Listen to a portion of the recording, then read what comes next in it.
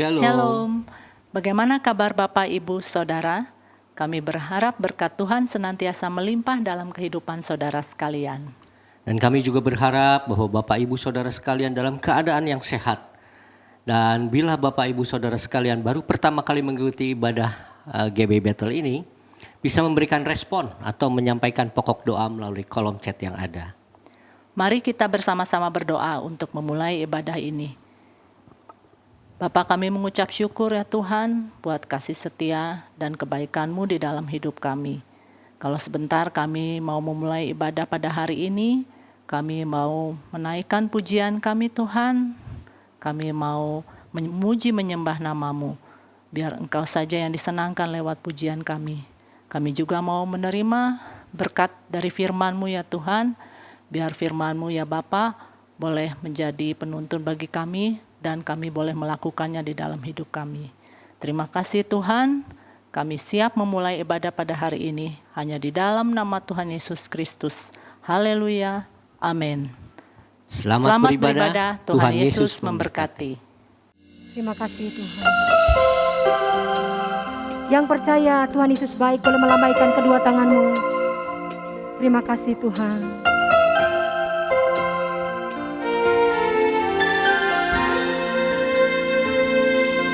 Bertahan atas pujian umat-Mu, Kau dipuja dalam hadirat-Mu.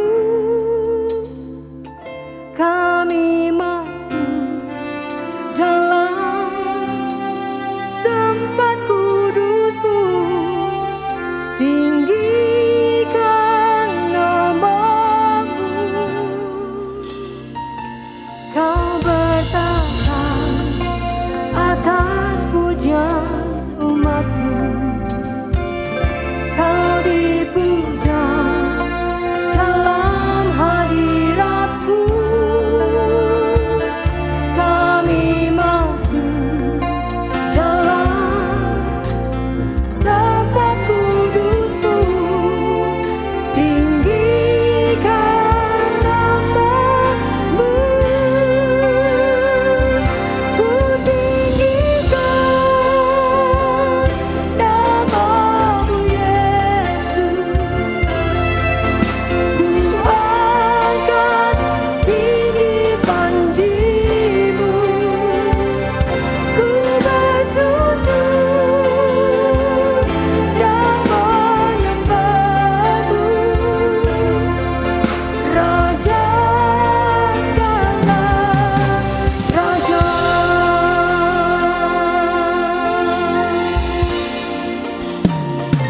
Kau bertahan atas pujian umat-Mu, Kau dipuja dalam hadirat-Mu. Kami masuk dalam tempat kudus-Mu, tinggikan nama-Mu. Ku tinggikan nama-Mu Yesus. Ku angkat tinggi panji-Mu. Ku bersujud dan menyembah-Mu, Raja segala raja. Ku tinggikan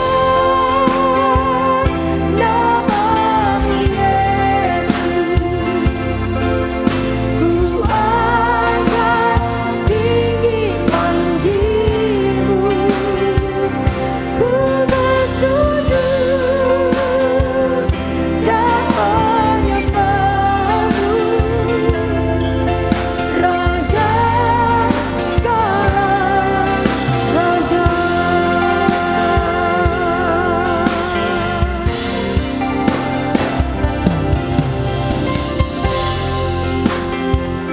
Kita hadir di tempat ini karena kita mengasihi Tuhan Yesus yang baik. hadirat-Nya. Urapi setiap kami Tuhan. Terima kasih ya Roh Kudus. Kami rindu mengalami Engkau dalam hidup kami Tuhan. Kita sama-sama mengangkat kedua tangan kita tinggi-tinggi.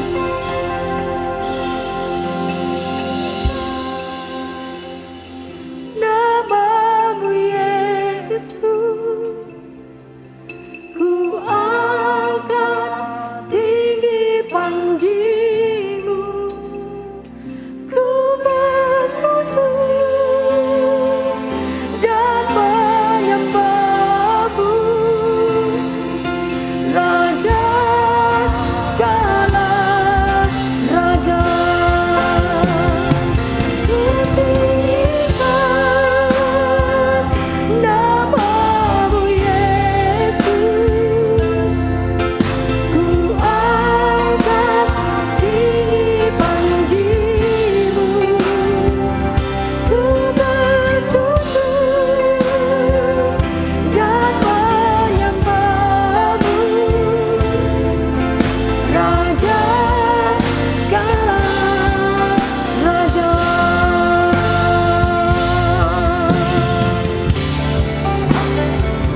Ku tinggikan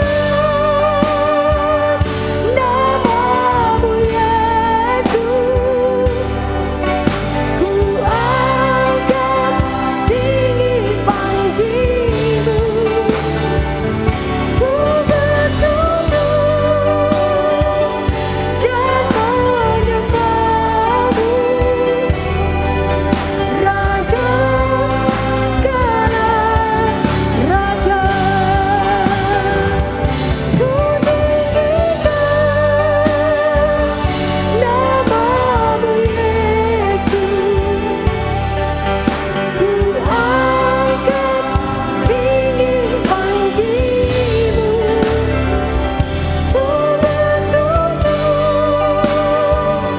dan menyembah-Mu, Raja segala raja.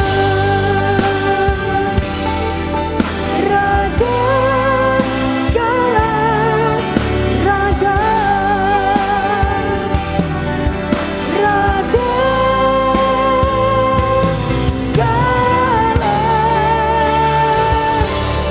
raja.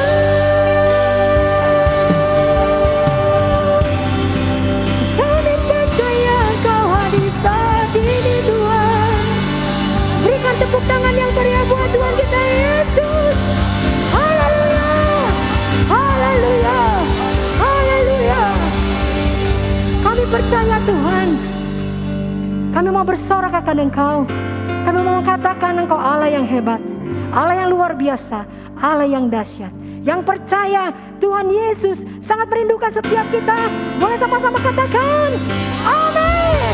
Berikan tepuk tangan yang meriah buat Tuhan kita Yesus. Haleluya, haleluya Tuhan Yesus. Boleh bertepuk tangan di atas kepala kita, come on.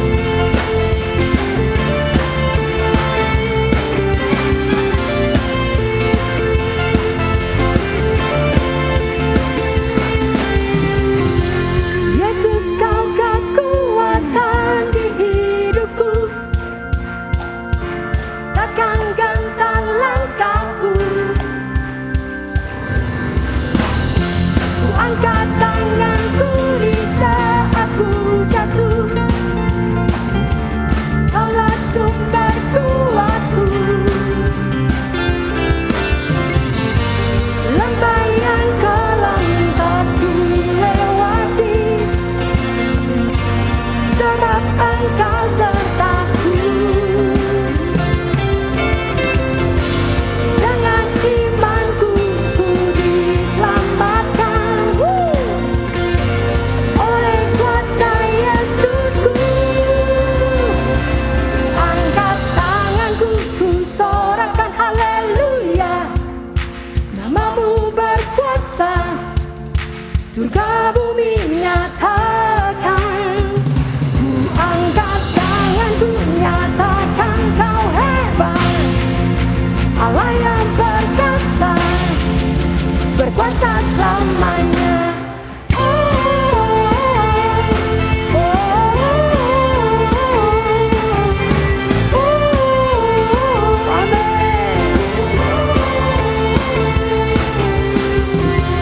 Yesus, kau kekuatan di hidupku, takkan gentar langkahku. Ku angkat tanganku di saat ku jatuh, Kaulah sumber kuatku. Lembah yang kelam tak ku lewati, sebab Engkau sertaku. Dengan imanku ku diselamatkan oleh kuasa Yesusku. Ku angkat tanganku, ku sorakan haleluya. Namamu berkuasa, surga bumi nyatakan. Ku angkat tanganku, nyatakan Kau hebat, Allah yang perkasa, berkuasa selamanya.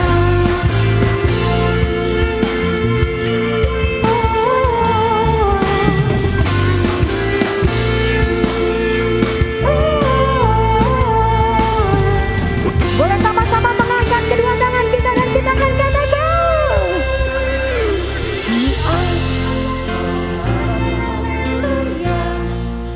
Namamu berkuasa, surga bumi nyatakan. Ku angkat tanganku, nyatakan Kau hebat, Allah yang perkasa, berkuasa selamanya. Ku angkat tanganku, ku sorakan haleluya. Namamu berkuasa, surga bumi nyatakan. Ku angkat tanganku, kami percaya Tuhan berkuasa selamanya.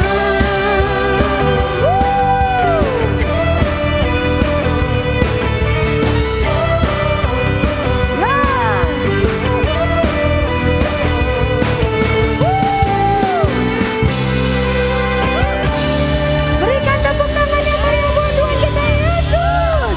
Haleluya, haleluya, haleluya. Lebih lagi, boleh bertepuk tangan sekali lagi buat Tuhan kita Yesus di atas kepala kita. Come on, katakan Tuhan Yesus sangat baik, luar biasa dahsyat.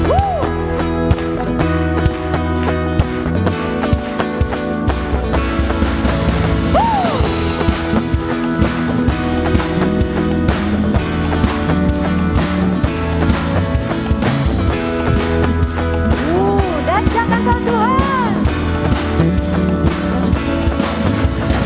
Lord, you are good and your mercy endureth forever.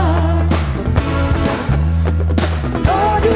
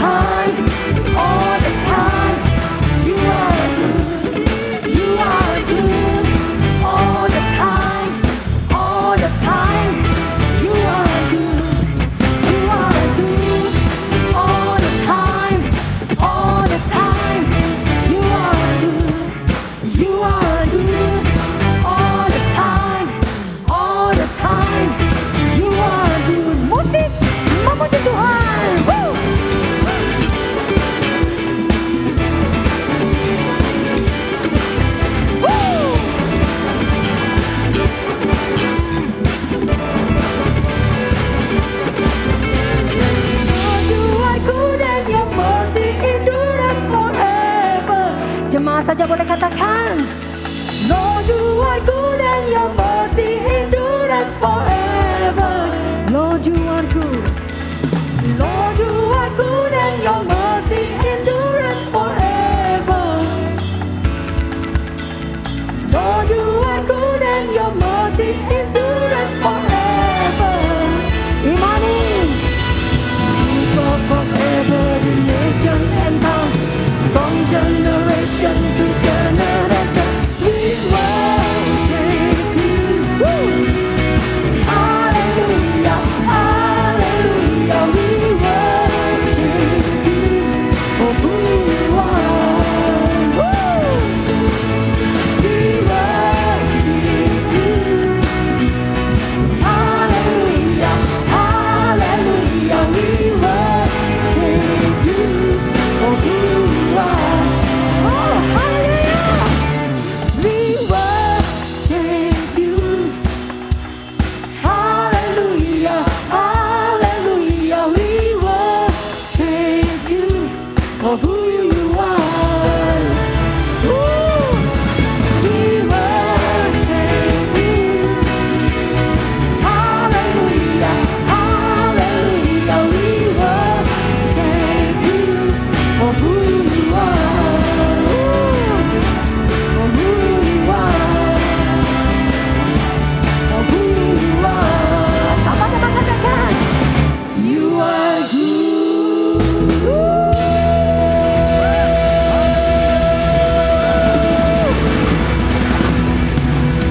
Yang percaya kebaikannya melingkupi kita, boleh angkat kedua tanganmu. You are good all the time, all the time. You are good. Boleh lihat kiri dan kanan. Nyatakan hari ini kebaikannya melingkupi setiap kita. Woo! All the time, all the time. You are good.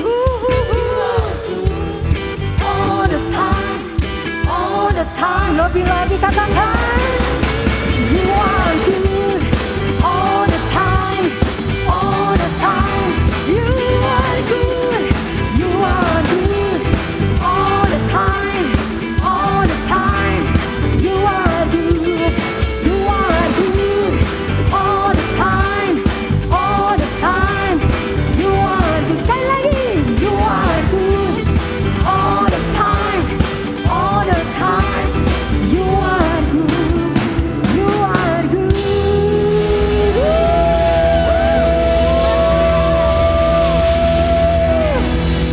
Wow.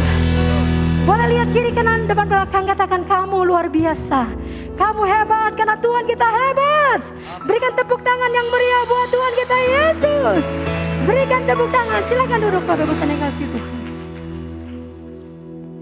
Silakan duduk Bapak Ibu Saudara yang kasih Tuhan. Puji nama Tuhan. Tuhan Yesus melihat setiap hati kita. Kita percaya ada Roh Allah yang hidup. Roh Allah yang dahsyat melingkupi setiap kita. Ini setiap kami Tuhan. Kami bawa hati kami yang terbaik. Hati kami yang luar biasa bagi Engkau Tuhan.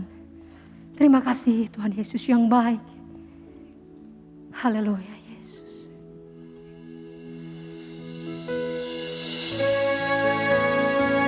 Senhanekana malanekana Yesus.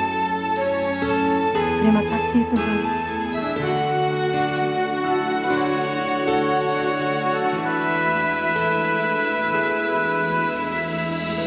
Ini hatiku menyembahmu, tulus dan kagum padamu Yesus.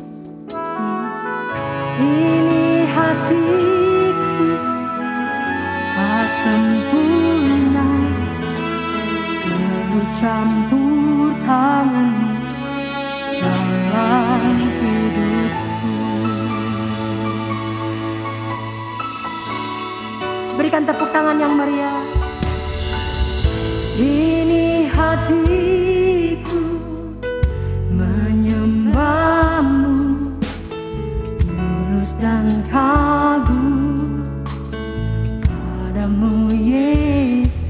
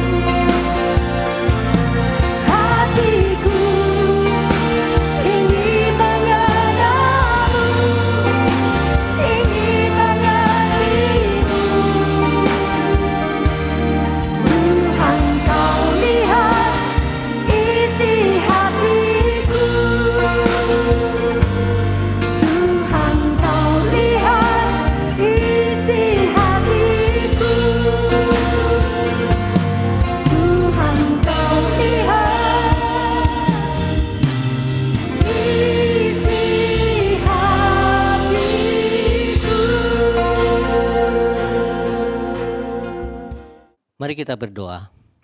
Segala puji syukur kami naikkan hanya kepadamu ya Bapa. Kami juga sungguh bersyukur kalau hari ini Tuhan kami boleh memuji, menyembah, dan juga kami menyenangkan hati Tuhan. Biarlah apa yang kami lakukan Tuhan, semuanya berkenan di hadapan Tuhan. Tiba saatnya kami akan mendengarkan firman-Mu. Biarlah Engkau berkati hamba-Mu yang akan menyampaikan kebenaran firman. Dan biarlah juga Tuhan hati kami dilembutkan untuk kami menerima kebenaran firman-Mu. Terima kasih Bapa untuk kesempatan hari ini. Hanya kepada Engkau saja kami berdoa dan mengucap syukur. Haleluya. Amin. Kita masuk pada pembahasan tentang kesehatan roh, jiwa, dan kemudian pembahasan tubuh pada bulan ini. Saya juga akan bicara tentang bagaimana kita bisa menjaga keseimbangan hidup antara roh, jiwa, dan tubuh. Dan firman Tuhan saya akan sampaikan dengan judul sehat, roh, jiwa, dan tubuh. Baik, sekarang kita masuk pada Alkitab kita. Kita baca Keluaran 23 ayat yang ke-25. Demikian firman Tuhan. Bersama-sama kita baca 2-3. Tetapi kamu harus beribadah kepada Tuhan Allahmu, maka Ia akan memberkati roti makananmu dan air minumanmu, dan Aku akan menjauhkan penyakit dari tengah-tengahmu. Amin. Saudara-saudara, ini adalah janji Tuhan. Tuhan ingin agar kita hidup sehat. Kalau kita mentaati perintah Tuhan, maka Dia akan menjauhkan segala macam penyakit dari antara kita. Dari sini kita tahu bahwa kehendak Tuhan adalah agar kita hidup sehat. Sehat itu lebih penting dari sekedar sembuh. Sebab kalau saudara sembuh berarti saudara mesti sakit dulu lalu kemudian pulih. Tapi kalau sehat kondisi kita tetap fit, tetap prima. 1 Yohanes 3 ayat 2. Saudaraku yang kekasih, aku berdoa semoga engkau baik-baik dan sehat-sehat saja dalam segala sesuatu, sama seperti jiwamu baik-baik saja. Jadi kalau orang jiwanya sehat, rohnya sehat, maka tubuh luarnya juga akan sehat. Nah, karenanya kita penting sekali menjaga keseimbangan hidup antara roh, jiwa, dan tubuh ini. Karena ketiganya sangat mempengaruhi satu dengan yang lain. Misalnya, kalau saudara terlalu capek, maka pikiran saudara, jiwa saudara sulit berkonsentrasi.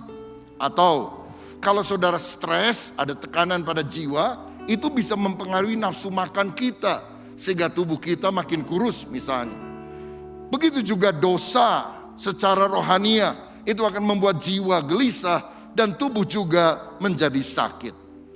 Di Alkitab ada seorang murid bernama Epafroditus yang semangat sekali melayani, tapi rupanya kurang berhikmat, dia kurang istirahat, akibatnya sakit. Sehingga harus mengalami pemulihan dan bisa melayani lagi. Tapi dalam kurun waktu tertentu dia harus diobati, dia harus istirahat supaya dia sembuh, saudara. Nah, ingat, kita belum mengenakan tubuh kemuliaan. Kita masih dipengaruhi oleh hukum alam. Karena itu kita harus menjaga kesehatan tubuh dengan baik. Keseimbangan adalah sesuatu yang kita harus jaga. Kalau misalnya saudara sering kerja di kantor di mana kebanyakan duduk, tidak banyak bergerak, maka kita perlu imbangi. Kita harus berolahraga, menggerakkan badan kita. Karena Tuhan Yesus sendiri menjaga kesehatan dengan baik. Dia suka jalan kaki. Nah, kalau orang suka jalan kaki kemana-mana udah gak perlu olahraga lagi. Karena itu sudah bagian daripada olahraga tersebut. Yesus suka mendaki bukit, dia suka berdoa di taman, cari udara yang sejuk, cari kesegaran rohani, relasi dengan Bapa, tapi juga mencari kesegaran jasmani. Bahkan di dalam Markus 6 ayat 31, dalam jadwal pelayanan yang sangat padat, Yesus berkata kepada para muridnya, marilah ke tempat yang sunyi supaya kita sendirian dan beristirahatlah seketika. Sebab memang begitu banyaknya orang yang datang dan yang pergi, sehingga makan pun mereka tidak sempat. Tuhan Yesus saja istirahat. Allah bekerja 6 hari, pada hari ke-7 Dia beristirahat dan memberkati. Nah, apa tujuannya kita menjaga kesehatan?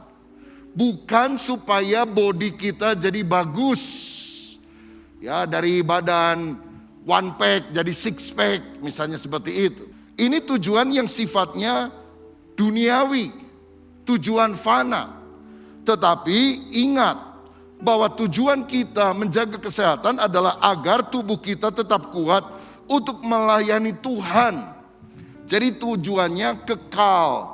Bukan hanya body tambah bagus, tapi saya punya kesehatan panjang umur untuk bisa berbuah lebih lama di dalam ladang pelayanan untuk kemuliaan Tuhan. Nah, saudara tahu menurut 1 Tesalonika 5:23, manusia itu diciptakan sebagai makhluk 3 dimensi. Dikatakan begini, semoga Allah damai sejahtera menguduskan kamu seluruhnya dan semoga roh, jiwa dan tubuhmu terpelihara sempurna dengan tak bercacat pada kedatangan Yesus Kristus Tuhan kita. Roh, jiwa dan tubuh. Ada 3 hal yang mempengaruhi kesehatan kita, yaitu hukum di alam roh, hukum di alam jiwa, dan hukum di alam tubuh. Ini yang saya mau jelaskan. Yang pertama, ada hukum rohani yang kita harus taati, tidak boleh kita langgar. Saudara tahu bahwa roh kita itu diciptakan oleh Allah bukan hanya supaya kita bisa berelasi dengan Tuhan, tapi untuk kita bisa menguasai jiwa dan tubuh kita. Roh, spirit itu raja yang bisa memerintah jiwa dan tubuh. Tetapi sayang ketika manusia jatuh dalam dosa, rohnya mati. Maka fungsi roh ini menjadi kacau. Fungsi roh ini menjadi hilang. Akibatnya banyak orang sekarang bukan rohnya yang menguasai jiwa dan tubuh, tetapi keinginan daging, hawa nafsu yang menguasai diri kita. Dalam Roma 7 ayat 22-23 dikatakan, sebab di dalam batinku aku suka akan hukum Allah, tetapi di dalam anggota tubuhku aku melihat hukum lain yang berjuang melawan hukum akal budiku dan membuat aku menjadi tawanan hukum dosa yang ada di dalam anggota-anggota tubuhku. Hatinya berkehendak untuk taat, tetapi ada keinginan jiwa dan daging yang mendesak supaya kita jatuh di dalam dosa. Roh memang penurut, tetapi daging lemah. Nah, saudara-saudara, karena itu penting sekali kita menguatkan manusia spiritual atau rohani kita. Pada masa kini ada banyak orang melatih tubuh dan jiwanya. Tubuhnya dikasih makan capcay, puyung hai, barongsai, bakmi, bakso, bacang, bakut, bakyak. Sampai gemuk sekali, saudara, overweight. Tetapi dia tidak melatih rohnya. Jiwanya juga dia latih dengan pendidikan, dengan hiburan, dengan refreshing, supaya bisa segar. Tetapi saudara nggak pernah kasih makan roh kita. Akibatnya banyak orang tubuhnya montok, imannya rontok, saudara. Betapa kita harus menjaga kesehatan roh kita. Karena roh manusia adalah kekuatan bagi jiwanya. Roh manusia adalah kekuatan bagi tubuhnya. Kalau orang rohnya lemah, pikiran dan tubuhnya akan lemas. Tapi sebaliknya kalau orang rohnya sehat, mestinya jiwa dan tubuhnya juga menjadi sehat. Nah, jika demikian, bagaimana agar roh kita sehat? Siapa yang mau rohnya sehat, kuat di dalam Tuhan? Boleh angkat tangan. Haleluya. Yang pertama, saudara sekalian, roh itu akan kuat dan sehat kalau kita memberi makan dengan firman. Merenungkan firman, itu kuncinya. Mazmur 1 ayat 1-3. Berbahagialah orang yang tidak berjalan menurut nasihat orang fasik, yang tidak berdiri di jalan orang berdosa, yang tidak duduk dalam kumpulan pencemooh, tapi yang kesukaannya ialah Taurat Tuhan. Dan yang merenungkan Taurat itu siang dan malam. Ia seperti pohon yang ditanam di tepi aliran air, yang menghasilkan buahnya pada musimnya, yang tidak pernah layu daunnya. Apa saja yang diperbuatnya berhasil. Bahagia dan berhasil Tuhan akan berikan bagi orang yang suka merenungkan firman Tuhan. Bukan hanya dengar khotbah sekali seminggu, tapi setiap hari membaca firman. No Bible, no breakfast. Tidak baca Alkitab, tidak sarapan. No Bible, no bread. Tidak baca Alkitab, tidak makan roti. No Bible, no super me. Tidak baca Alkitab, jangan makan super me. Saudara-saudara, karena Alkitab ini adalah makanan rohani. Yesus bilang dalam Matius 4 ayat 4, manusia tidak hidup dari roti saja, tapi dari setiap firman yang keluar dari mulut Tuhan. Kalau saudara makan roti, makan nasi untuk menguatkan tubuh kita, maka kita harus makan firman untuk menguatkan roh kita, saudara. Amsal 4 ayat 20 sampai 22. Hai anakku, perhatikanlah perkataanku, arahkanlah telingamu kepada ucapanku. Janganlah semuanya itu menjauh dari matamu, simpanlah itu di lubuk hatimu. Karena itulah yang menjadikan kehidupan bagi mereka yang mendapatkannya. Dan apa? Kesembuhan bagi seluruh tubuh mereka. Kesembuhan, kesehatan, kekuatan Tuhan berikan ketika kita membuka telinga kita akan firman. Kekhawatiran menjauh dari hidup kita. Hal-hal buruk jauh dari hidup kita. Sehingga kita relatif lebih sehat. Oleh karena kita taat kepada firman. Renungkanlah, dalam bahasa Inggris, to meditate, meditasi. Nah, kalau dengar kata meditasi, bahasa Indonesia rasanya seperti dukun, jenggot panjang, bertapa di gunung. Tapi sebetulnya meditasi itu adalah merenungkan berulang-ulang, mencerna, memamah biak sampai apa yang kita baca benar-benar meresap dan kita lakukan dalam kehidupan. Kata meditate, meditasi atau merenungkan di dalam bahasa Ibrani itu dicatat dalam 3 kata yang berbeda. Yang pertama adalah sikah. Sikah itu adalah merenungkan. Kita baca bukan cepet-cepetan supaya habis, tapi direnungkan, diresapi, dipahami apa maknanya. Itu sikah. Yang kedua hagah. Hagah artinya memperkatakan, membuat pengakuan yang positif, karena pengakuan positif itu berkuasa. Jangan engkau lupa memperkatakan kitab Taurat ini, tapi renungkanlah itu siang dan malam. Bertindaklah hati-hati sesuai dengan apa yang tertulis di dalamnya. Maka perjalananmu akan berhasil dan engkau akan beruntung. Saudara, setelah direnungkan harus diucapkan, diperkatakan. Amsal 16 ayat 24, perkataan yang menyenangkan adalah seperti sarang madu, manis bagi hati dan obat bagi tulang-tulang. Jangan suka ngomong negatif, jangan suka ngomong jelek.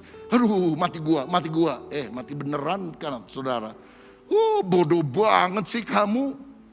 Kita bisa marah sama anak kita. Kamu nilainya jelek, dasar anak bego. Anaknya bilang, Pak, saya memang nilainya jelek. Tapi bego kan kata-kata kasar. Papa suka ke gereja. Papa suka pelayanan. Masa ngomong bego? Kaget papahnya ditegur anaknya. Dia putar otak. Nak, maksud Bapak kamu harus rajin belajar. Karena bego itu singkatan B-E-G-O. Bangkitlah engkau. Gunakan otakmu, katanya saudara. Ya, kadang-kadang kita pinter ngeles begitu. Padahal Tuhan ingin perkataan kita adalah perkataan yang beriman. Aku tidak akan mati, tapi aku akan hidup dan aku akan mempermuliakan Tuhan. Itu yang saudara harus katakan ketika engkau sakit. Aku tidak akan mati, aku akan hidup, aku akan mempermuliakan Tuhan. Sebab oleh bilur Kristus aku telah disembuhkan. Nah, yang ketiga adalah higayon. Higayon artinya melakukan atau menyanyikan firman. Firman itu bukan hanya dibaca, direnungkan, bukan hanya diperkatakan, dinyanyikan. Itu sebabnya orang yang suka menyanyi memuji Tuhan, itu hatinya akan dikuatkan oleh Tuhan. Hatinya akan lebih melekat kepada Tuhan. Aduh, suara saya fals, gak kayak Feren. Gak apa-apa, Tuhan lihat hati saudara. Dan saya mau bilang, kalau engkau suka menyanyi dengan suara keras, walaupun kau punya masalah, engkau akan sadar, ternyata masalahmu gak seberapa, karena suaramu lebih parah dari masalahmu, saudaraku. Jadi ada sedikit penghiburan begitu ya. Mari kita meditate firman, merenungkan, memperkatakan, menyanyikan. Sika, hagah, higayon. Nah, hal kedua untuk membuat roh kita kuat adalah berdoa. Saudara, doa dengan apa? Alkitab berkata, pertama kita harus berdoa dengan akal budi. Artinya ada pokok-pokok doa yang kita harus sebutkan, ucapkan supaya doa kita sistematis. Ini adalah hal yang baik, saudara. Tentu bukan membaca doa, menghafal doa, tapi kita tahu pokok-pokok doa. Doa buat keluarga, doa buat pemerintah bangsa negara, buat gereja Tuhan, hamba-hamba Tuhan, untuk orang yang sakit dan lemah, berdoa untuk kebutuhan pribadi. Tapi yang kedua ada doa dengan roh. Lihat 1 Korintus 14 ayat 15. Jadi apakah yang harus kubuat? Aku akan berdoa dengan rohku, tetapi aku akan berdoa juga dengan akal budiku. Aku akan menyanyi dan memuji dengan rohku, tapi aku akan menyanyi dan memuji juga dengan akal budiku. Menyanyi dengan akal, kita bisa lihat teksnya di layar. Menyanyi dalam roh adalah sesuatu yang spontan, yang mengalir dari hati. Berdoa dengan akal, artinya kita tahu topik doa yang kita harus doakan. Tapi berdoa di dalam roh, artinya kita mengangkat hati kita dengan segenap hati, menyembah Tuhan. Dan kalau saudara penuh Roh Kudus mendapatkan karunia berbahasa roh, gunakan itu, karena Alkitab berkata itu sangat penting untuk membangun iman kita, kerohanian kita. Kita tidak menggunakan akal, penalaran yang wajar, tapi kita kita menyerahkan kepada Tuhan. Tuhan, Engkau ngerti apa yang aku ucapkan dari dasar hati. Dan Allah yang menyelidiki hati kita, mengerti apa yang kita ucapkan melalui bahasa roh itu. Itu sebabnya gunakan, kobarkan karunia-karunia Tuhan termasuk bahasa roh di dalam doa-doa kita. Kalau ada yang belum mendapat, mintalah, kata Tuhan, aku akan berikan kepadamu. Carilah, kamu akan mendapat, ketuklah, pintu akan dibuka bagimu. Ini aspek pertama, membangun roh dengan merenungkan firman dan berdoa. Yang kedua, saudara sekalian, membangun aspek jiwa juga sesuatu yang sangat penting. Orang yang jiwanya sakit itu khawatir, stres, tegang. Sebaliknya orang yang jiwanya sehat, ada damai sejahtera dalam hidupnya. Ada sukacita yang dia alami. Dan itu yang akan membuat dia menjadi kuat, tubuhnya sehat. Nah, supaya roh kita kuat, kita harus merenungkan firman dan berdoa. Supaya jiwa kita sehat, maka kita pertama harus beriman. Hidup dalam iman, jangan takut. Banyak orang dikit-dikit takut. Aduh, nanti saya mau ke supermarket, masih ada nggak ya minyak goreng? Ada, saudara-saudara ya. Iya, tapi mahal. Duitnya pasti ada, nanti Tuhan sediakan. Masalah kecil jangan dibesarkan, masalah besar jangan dikecilkan. Tapi kalau minyaknya habis gimana? Direbus, saudara-saudara. Kan gak semua harus gorengan, malah lebih sehat lagi ya, gak kolesterol. Ya, para bapak ibu yang sudah lanjut usia, gak usah cari yang goreng-goreng terus. Rebus-rebus sajalah, supaya kita lebih sehat. Beriman. Ketakutan, stres akan menurunkan kekebalan tubuh. Kita jadi mudah sakit. Karena itu buang emosi yang negatif. Efesus 4 ayat 31-32 berkata, segala kepahitan, kegeraman, kemarahan, pertikaian, fitnah, hendaklah dibuang dari antara kamu. Demikian pula segala kejahatan. Tetapi hendaklah kamu ramah seorang terhadap yang lain, penuh kasih mesra, saling mengampuni, sebagaimana Allah di dalam Kristus telah mengampuni kamu. Buang semua emosi yang negatif, jengkel, pahit hati, iri sama orang. Tapi ganti dengan emosi positif, ramah, mengasihi, penuh sukacita. Itu akan membuat jiwa kita menjadi sehat dan kuat. Milikilah sikap mental positif. Dan itu akan terjadi kalau kita baca firman. Iman timbul dari pendengaran dan pendengaran oleh firman Kristus. Saudara terlalu banyak dengar omongan orang lain, imanmu drop. Engkau banyak dengar firman Tuhan, imanmu akan kuat. Dengan iman kita akan mengatasi segala tantangan, segala perkara dapat aku tanggung di dalam Yesus yang memberikan kekuatan kepadaku. Karena itu saya katakan lebih baik wajah preman tapi hati beriman, daripada wajah security tapi hati Hello Kitty. Kalau hatimu kecil tidak punya iman, engkau tidak akan berkemenangan dalam kehidupan ini. Yang kedua, supaya jiwa kita sehat, kita harus bersuka cita. Amsal 17 ayat 22, hati yang gembira adalah obat yang manjur, tapi semangat yang patah mengeringkan tulang. Nehemia 8 ayat 10, the joy of the Lord is my strength. Sukacita yang dari Tuhan adalah kekuatanku. Saudara-saudara, tertawa akan menghilangkan stres. Dan tertawa sukacita baik untuk tubuh dan pikiran kita. Itu akan menghilangkan ketegangan syaraf, membersihkan pikiran yang diwarnai dengan kejengkelan, ketidakpuasan, sehingga perasaan kita segar, puas, gembira. Rajinlah tertawa, walaupun jangan tertawa sendiri. Tapi sukacita dalam hidup, jangan merengut aja, cemberut aja dalam kehidupan. Tertawa itu sehat, akan membuat orang lebih panjang umur. Karena tertawa adalah sukacita dari dalam hati yang mengalir keluar.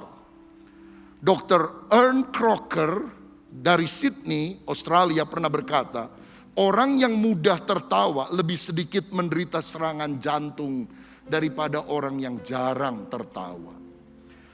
Dr. Raymond Moody dari Universitas Virginia, Amerika Serikat berkata, tertawa adalah obat penenang alamiah yang paling manjur.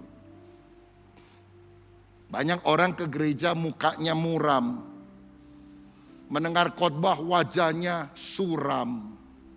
Pulang kebaktian tampangnya seram.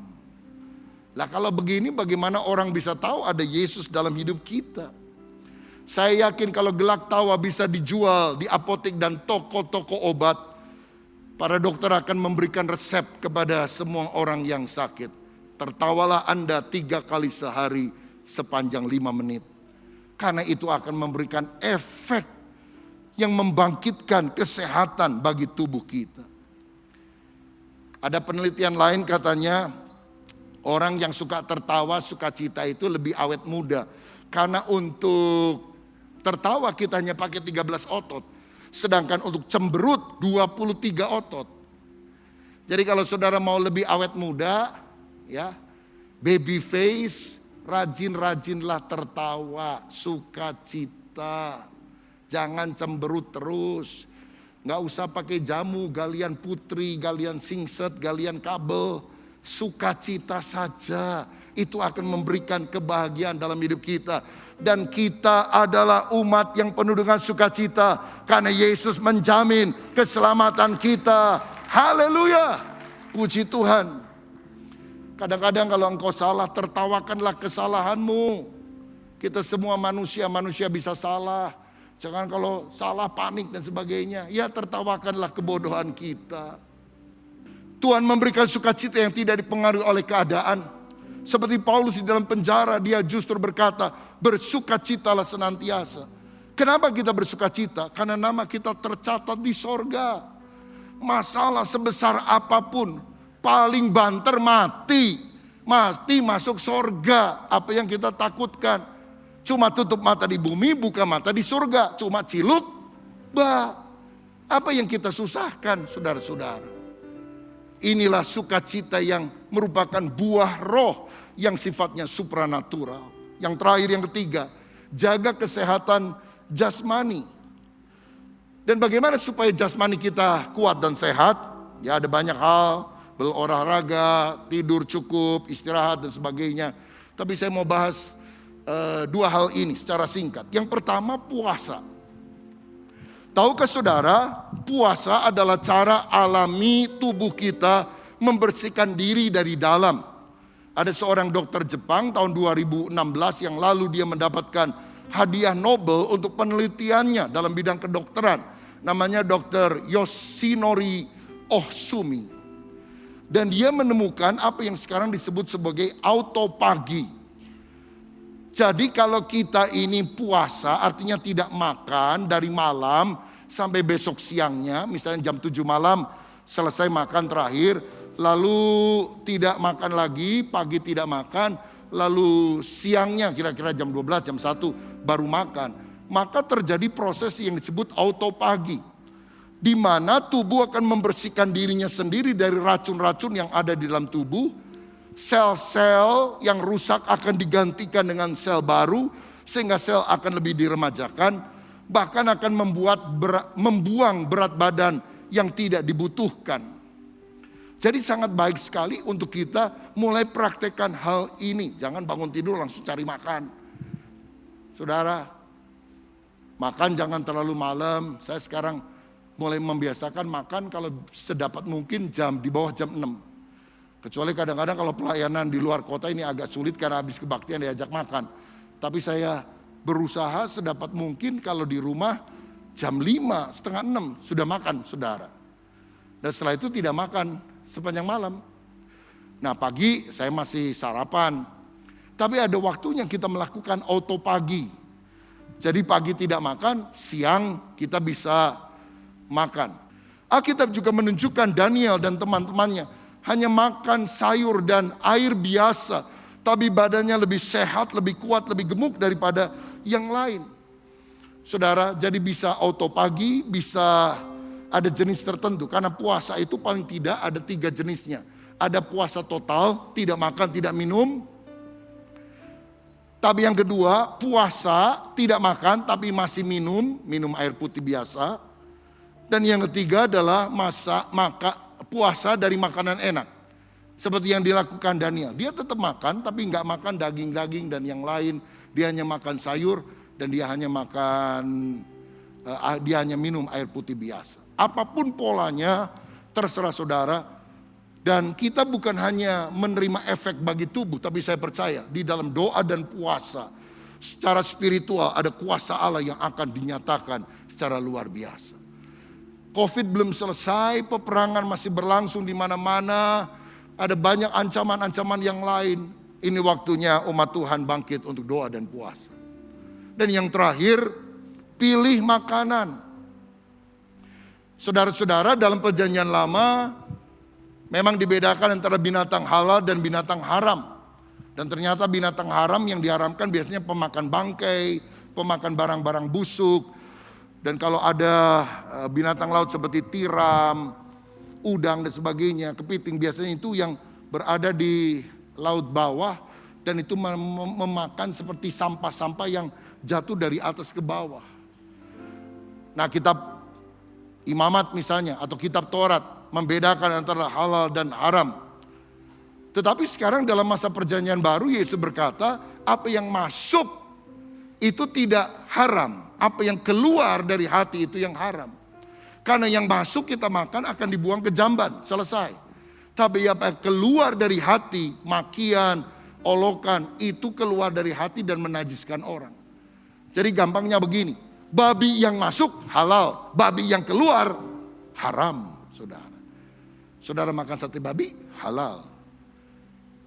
Saudara maki orang, babi lu, haram. Loh, kalau gitu ini halal, haram, halal, waduh jadi pusing. Jadi rumus sederhananya beginilah, karena kita tidak lagi hidup di bawah hukum Taurat, kita hidup di bawah hukum Kristus, hukum kasih karunia. Jadi yang paling gampang adalah sedikit halal, banyak haram.